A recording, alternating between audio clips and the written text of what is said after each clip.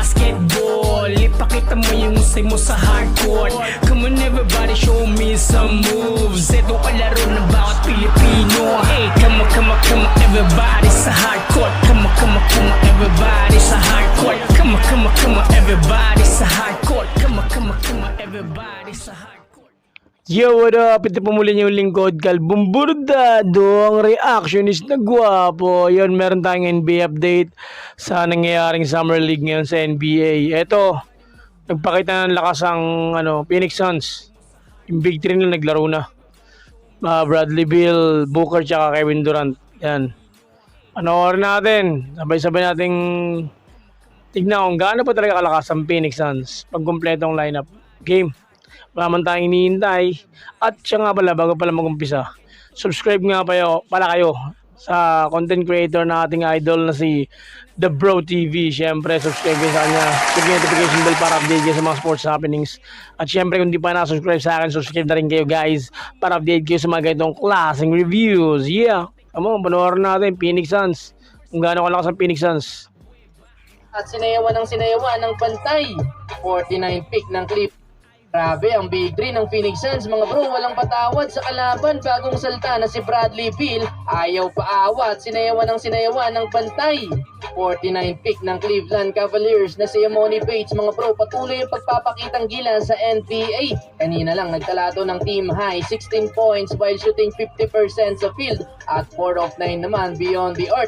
Impressive so far ang pinapakita nito sa preseason. Sa tatlong laro ng Cleveland ay lahat yan ay double digit ang naitala ni Emoni Bates. Malaki NBA teams ang nilagpasan ng player na to, mga bro, dahil malamang sa duda ang iba sa pwedeng gawin ni Bates. Pero mukhang pinapatunayan niya ngayon sa Cleveland na hindi sila mabibigo sa pagpili sa kanya kahit sa kadulutuluhan pa ng draft pick. Phoenix Suns versus Portland Trail Blazers. Present ang Big 3 ng Suns, mga bro, dahil activated ngayon. Etong si Bradley Beal, wala naman sa kabila itong sa Ayton na magbabalik home court sana sa Phoenix. Well, first quarter, literal na nagalimaw na naman si Devin Booker. Dinusta agad ang depensa ng Portland. 17 big points pa naman ang Mahirap sa Big 3 ng Phoenix Suns, puro shooter. Durant tumitira sa labas, Bradley Beal tumitira sa labas, Booker tumitira sa labas. Imagine mo yung tatlong yung pagbumotok sa tres. Diba? Ang laking puntos kaagad nun. Kung tagda-trend na sila, taga-10 tres, diba? Taga-10 tres lang sila, 90 points na.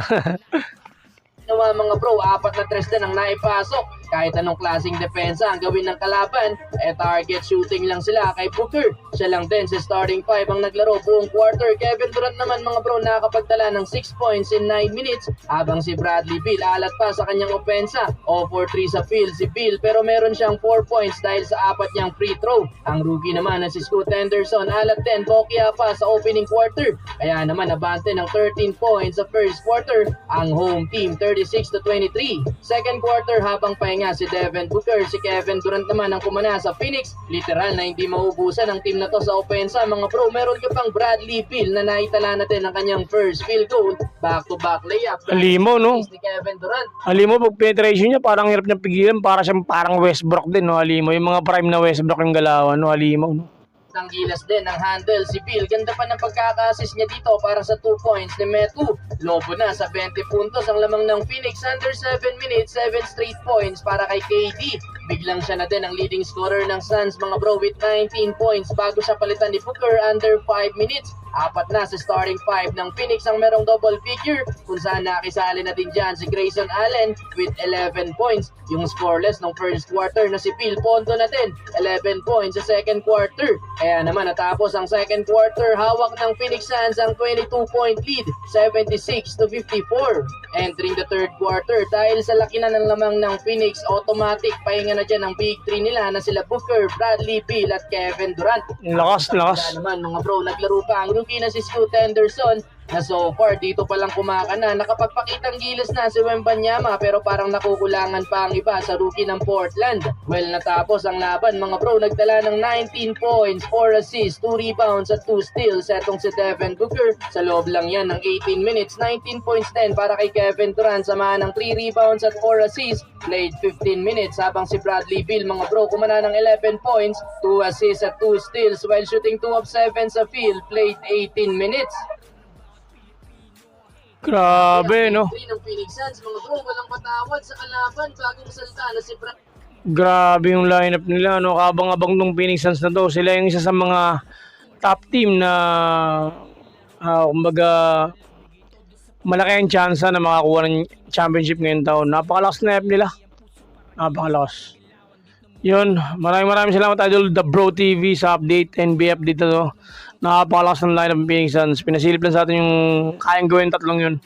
Grabe, no? Puro shooter, tapos kumbaga prime pa nila to eh.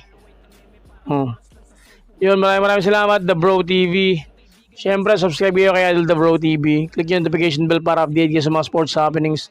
At siyempre, kung di pa na-subscribe sa akin, subscribe na rin kayo guys. At click yung notification bell para update kayo sa mga ganitong klaseng reviews. It's all about basketball, you know. Yung maraming salamat mga kabawali. Yeah!